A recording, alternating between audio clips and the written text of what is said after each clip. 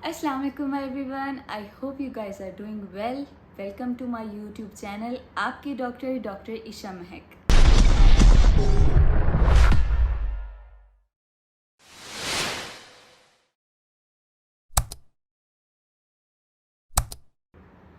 आज के व्लॉग को बेसिकली मैं अपने लास्ट व्लॉग के सीक्वेंस में ही क्रिएट किया है, क्योंकि जिस क्वेरी पे मैं आज बात करने वाली हूँ ये ऑलमोस्ट हर दूसरे घर की स्टोरी है। अभी तक की रिसर्च से साबित हो चुका है कि 437 million people all around the world, पूरी दुनिया में इस बीमारी का शिकार हैं। और रिसर्च ने ये साबित किया है कि 2030 तक ये 550 के राउंड अबाउट फिगर चला जाएगा, और इसी तरह 2045 तक ये फिगर 600+ मिलियन लोगों तक चला जाएगा। तो ये बीमारी और कुछ नहीं, डायबिटीज़ है। हम अगर अपनी फैमिलीज़ की बात करें, अगर मैं अपनी फैमिली की बात करूं तो मेरी फैमिली में ऑलमोस्ट हर दूसरा पर्सन इस बीमारी का शिकार है। इनफैक्ट मेरे अपने ग्रैंडफादर की डेथ डायबिटीज़ की कॉम्प्लिकेशंस की वजह से हुई थी। तब मैं बहुत छोटी थी, शायद 8th क्लास में पढ़ती थी या शायद इससे भी ज़्यादा छोटी।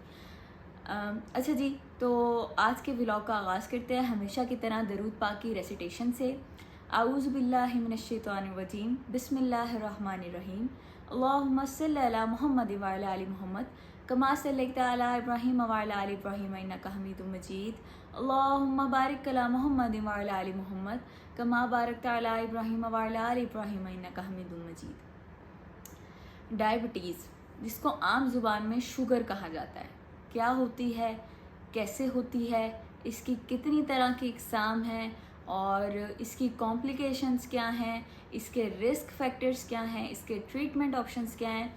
चूँकि ये एक बहुत तवील व्लॉग है तो ये आप मेरे बाकी व्लॉग्स की तरह 2 पार्ट्स में मैं इसकी वीडियोस अपलोड करूँगी।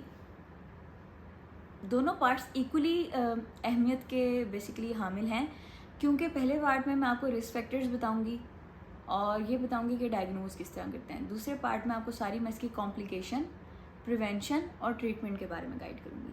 तो जो भी फर्स्ट व्लॉग देखे वो सेकंड व्लॉग लाजमी देखे, ताकि वो मुकम्मल तौर पे इस व्लॉग से मुस्तफ़ीद हो सके।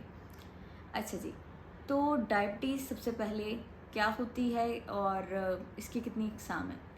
डायबिटीज़ को आम जुबान में हमारे घरों में शुगर कहा जाता है। अब बहुत सारे लोगों का मानना ये होता है कि कल मैंने रात को मीठा खा लिया था मैडम, मुझे इसलिए आज शुगर हो गई। तो ये नहीं सच। एक दिन के मीठा खाने से मुझे नहीं लगता, या अभी तक किसी रिसर्च ने साबित नहीं किया कि एक दिन के मीठा खाने से शुगर हो सकती है। अमूमन तौर पे जब किसी बंदे को पता चलता है कि उसको शुगर है तो वो रिलेट करने लग जाता है अपनी मेमोरी में कि मैं कोई इस तरह का इंसिडेंट याद करूँ कि जब मैंने मीठा खाया था। तो अमूमन पेशेंट्स मुझे आके बोलते हैं मैडम मैंने 2 दिन पहले मीठा खाया था, मुझे लग रहा है मुझे इस वजह से शुगर हो गई है। या कुछ पेशेंट्स आके मुझे कहते हैं मैडम मैं आजकल, जैसे कि आपको पता है पाकिस्तान के माली हालात किस तरह के हैं, मैडम मैंने टेंशन ली थी पिछले पूरा हफ्ता, तो जनाब जी आज मुझे सुबह चक्कर आए तो भाई ने कहा कि जाके अपनी शुगर का टेस्ट कराओ। मैंने शुगर का टेस्ट कराया तो मेरी शुगर पॉजिटिव आ गई। तो इस तरह के मुख्तलिफ लोगों की एजम्पशंस हैं। ऐसा नहीं है कि ये एजम्पशंस रोल प्ले नहीं करती हैं, लेकिन सिर्फ इनमें से कोई भी एक फैक्टर किसी बंदे को एक दिन में शुगर नहीं करवा सकता। शुगर इस तरह की बीमारी है जो कि मतलब एक लंबे अरसे, ये क्रॉनिक कंडीशन है। क्रॉनिक उसको बोलते हैं जो 6 माह से ज़्यादा चलती है। तो एक ये लंबे अरसे से इंसान के जिस्म में चल रही होती है, और मोस्टली पेशेंट्स को तब पता चलता है या तो वो तुक्के से टेस्ट करा लेते हैं, कोई रैंडम टेस्ट करा रहे होते हैं और वो साथ साथ अपना शुगर का टेस्ट कराते हैं, तो उसमें उन्हें पता चलता है उन्हें शुगर है। या फिर उनका वजन घटने लग जाता है, उनके रिश्तेदार उन्हें देख के कहते हैं तेरी शक्ल बता रही है, तेरे कंधे बता रहे हैं, तेरे कंधे उतरने लग गए हैं, अब तुझे शुगर हो गई है तो अपने शुगर का टेस्ट करवा। अच्छा जी, सबसे पहले मैं आपको बताऊंगी कि कौन से रिस्क फैक्टर्स हैं जिसकी वजह से डायबिटीज़ होती है। इसकी बेसिकली कई इकसाम है डायबिटीज़ की, लेकिन जो सबसे कॉमन है या सबसे लॉन्ग टर्म चलने वाली हैं वो है डायबिटीज़ टाइप 1 और टाइप 2। टाइप 2 के ऊपर आज हम फोकस्ड रहेंगे, और बाकी डिफरेंट जो टाइप्स हैं इसकी वो हम न्यूनेटल डायबिटीज़ भी आ जाती है, जिसमें और भी मुख्तलिफ इकसाम है, जिस तरह का गेस्टेशनल डायबिटीज़ मैंने आपको पहले बताई थी। वो हम कोशिश करेंगे कि उसके लिए एक अलग से सेपरेट व्लॉग बनाएं और उसमें वो सारी चीज़ें एक्सप्लेन करें। अब हम आज करते हैं डायबिटीज़ टाइप 2 की बात। ये वो उस तरह की डायबिटीज़ है जो कि 30 से 35 साल की उम्र के बाद किसी भी इंसान को हो सकती है। बुक्स में इसकी एज 40 साल के बाद लिखी हुई है, लेकिन अब चूंकि जो डेली रूटीन के पेशेंट्स हम देखते हैं उसके अंदर 35 साल के बाद भी काफ़ी पेशेंट डायबिटीज़ टाइप 2 के साथ आ जाते हैं। अब हम डायबिटीज़ टाइप 2 की बात करें, जिसकी अगर रिस्क फैक्टर्स की बात करें तो इसमें सबसे अहम चीज़ है इंसान की फैमिली हिस्ट्री। पेशेंट की डायबिटीज़ का अंदाज़ा भी इस तरह ही लगाया जाता है most of the times diabetes type 2 का। जब हम उससे पूछेंगे कि आपके ख़ानदान में किसी को शुगर थी, तो पेशेंट बताएगा हाँ जी मेरे वालिद को थी, या मेरे चाचू को थी, या मेरी फूफो को थी, या मेरी वालदा को थी, मेरी नानी को थी, मेरी खाला को थी। उनके जो फर्स्ट डिग्री रिलेटिव्स हैं, जिनको हम खून के रिश्ते कहते हैं, उनमें हिस्ट्री चली आ रही होगी शुगर की। ये एक बहुत इंपॉर्टेंट फैक्टर है, क्योंकि आपका जो जेनेटिक मेकअप है ये बहुत अहम किरदार अदा करता है डायबिटीज़ के अंदर। अच्छा जी, सेकंड बात, स्मोकिंग इसमें एक बहुत अहम किरदार अदा करता है। सिर्फ लोगों को लगता है कि स्मोकिंग से लंग कैंसर होता है, लेकिन लंग कैंसर के अलावा भी और बहुत से मसले हैं, जिसमें दिल के मसले, शुगर, ब्लड प्रेशर, ये सारी चीज़ें स्मोकिंग से कहीं ना कहीं रिलेटेड हैं।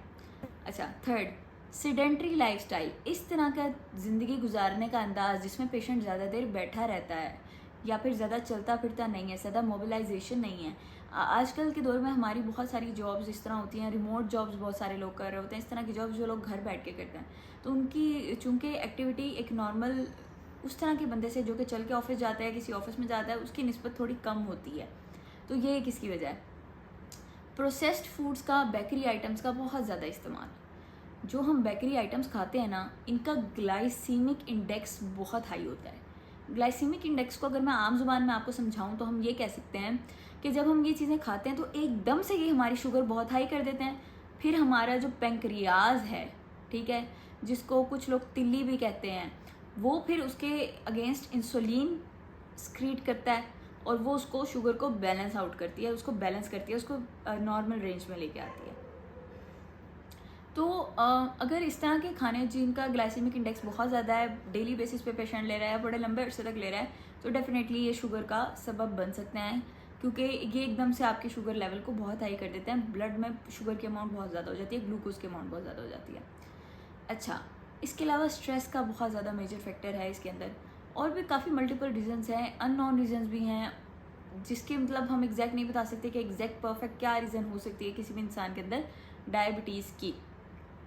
ये तो मैंने आपको बता दिए रिस्क फैक्टर्स। अच्छा, अब पेशेंट के अंदर क्या अलामात आएंगी जो पेशेंट को पता चलेगा मुझे डायबिटीज़ है?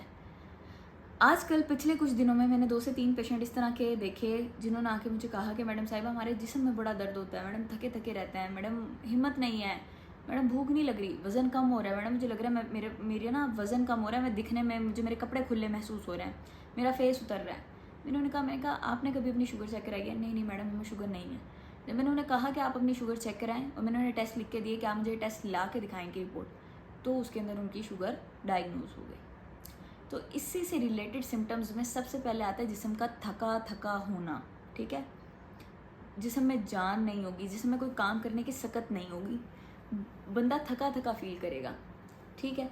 इसके अलावा पेल स्किन भी होती है, ये भी एक सिम्टम्स में आती है, लेकिन ये ऐसे कोई डायग्नोसिस पॉइंट नहीं है, ये इसकी बेस पे हम डायग्नोसिस नहीं बना सकते।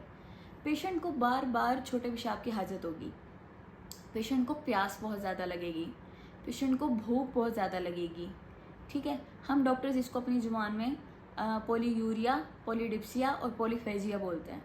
अच्छा जी, पेशेंट का वज़न कम होने लग जाएगा बगैर किसी वजह के।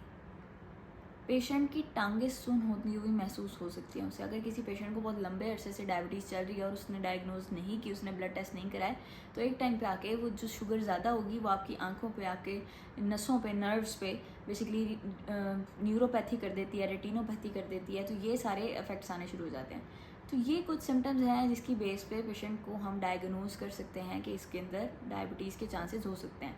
एक जो बहुत अहम सिम्टम है, उसके पेशेंट के ज़ख़म हील नहीं करेंगे। कट लगेगा, मैडम चोट लगी थी 1 हफ़्ता पहले, अभी तक ज़ख़म नहीं भरने में आ रहा। एक और फीचर इसका ये है कि पेशेंट को अगर कोई इन्फेक्शन होगा, स्किन का वेजाइनल इन्फेक्शन हो गया, फॉर एग्जांपल फंगल इन्फेक्शन हो गया, वायरल इन्फेक्शन हो गया, पेशेंट के इन्फेक्शन ट्रीट नहीं होंगे अच्छे से, उसको बार बार इन्फेक्शन होते रहेंगे।